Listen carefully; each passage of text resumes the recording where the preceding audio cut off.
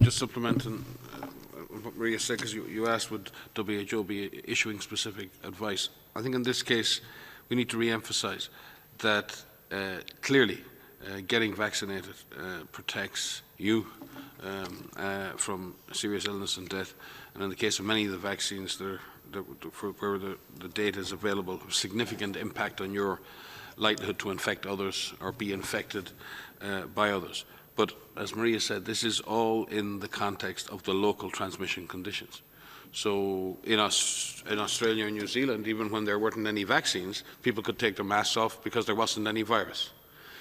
Even in situations where you have high vaccine coverage, if you've got a lot of transmission, then you wouldn't take your mask off. So you cannot make one decision without the other.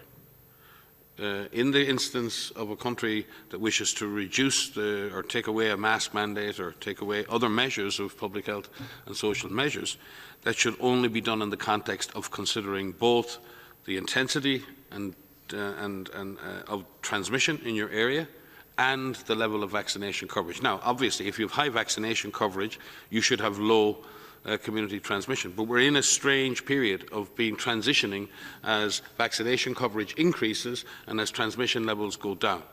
And we're at a point where many countries are facing a situation where the transmission hasn't completely ended and their people aren't completely vaccinated.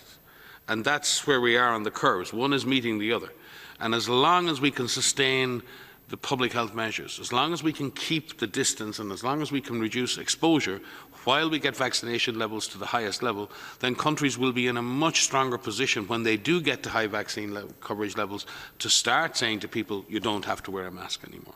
So Maria is absolutely correct in that regard. So each country will need to look at those two issues, our vaccine coverage and the local incidence rate in any given setting as to whether the mandates for public health and social measures can change. I don't know, Bruce, if you have a comment. But